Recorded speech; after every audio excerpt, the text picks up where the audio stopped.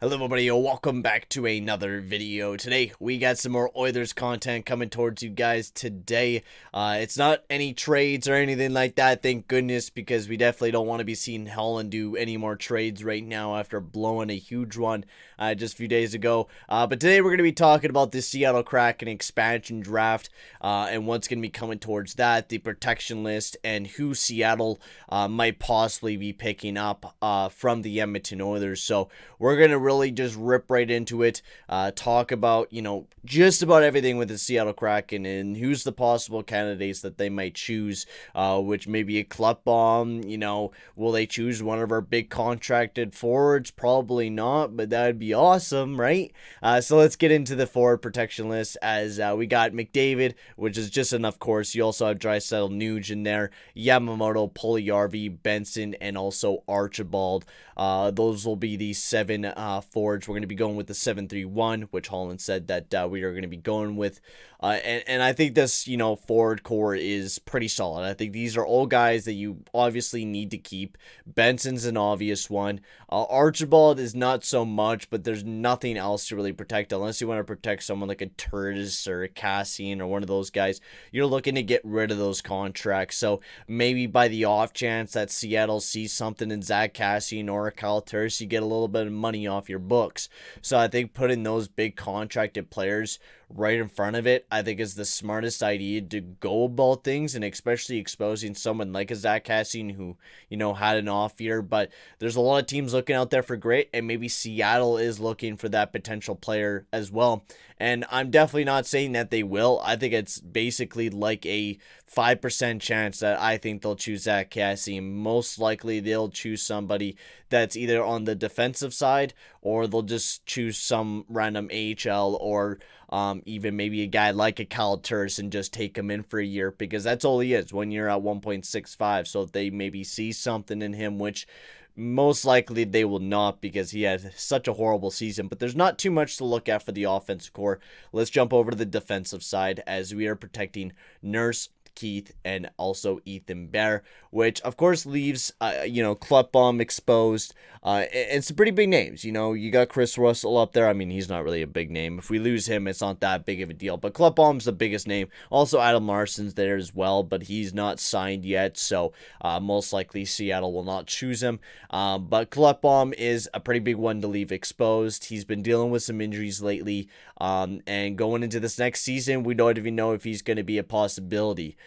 So we'll have to see what really happens with Oscar Klutbaum right now. So I think leaving him exposed is just a smart idea, even if the Seattle Kraken does pick up Oscar Klutbaum, which will be a complete blow for the Edmonton Oilers. Just his injury risks are so high right now, to the point where we don't even know if he's going to return or not. So leaving him exposed is just the smartest way to go about things. And then for goaltending, I'm going to protect Stuart Skinner. I think this is one of the smarter ideas to go with. Mika Koskinen, you want to leave exposed at the chance that maybe the Kraken will choose him.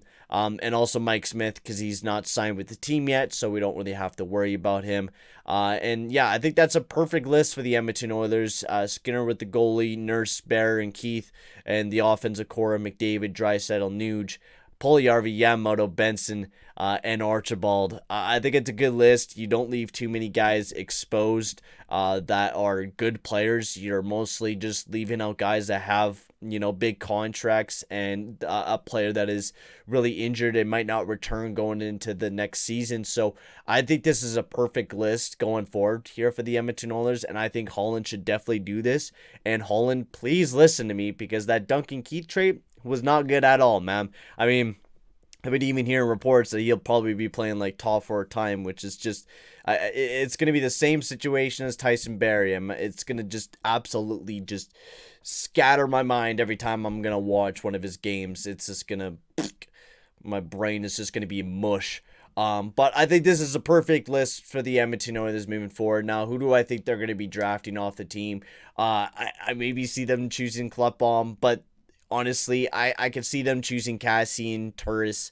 Most likely, I see a Turris leaving the team, or even a Cooper Morato. He's also available as well. You could see him leaving the team, but I don't see any other players really leaving or Seattle really wanting to choose a Neil or a Cassian. I don't think that would be smart for those teams anyways, as Neil's locked up to 2023 and Cassian's locked up to 2024, so they still have, a few years left on their deals. So I think Seattle will probably be going near Turris, Devon Shore, one of those guys, just to, pick a guy off the Oilers, because there's not a lot of choices unless they see something in Koskinen, but that $4.5 million deal is pretty high up there for Koskinen. But I think that's it for talking about this upcoming expansion draft with the Edmonton Oilers. I had to dig a couple shots in there on Duncan Keith, because why can't you? Or on Holland. I mean, Duncan Keith, I'm not hating the guy. I used to love Duncan Keith when he was in his prime of his career. He's just not in his prime anymore. If you really watch his games, he is not what he used to be.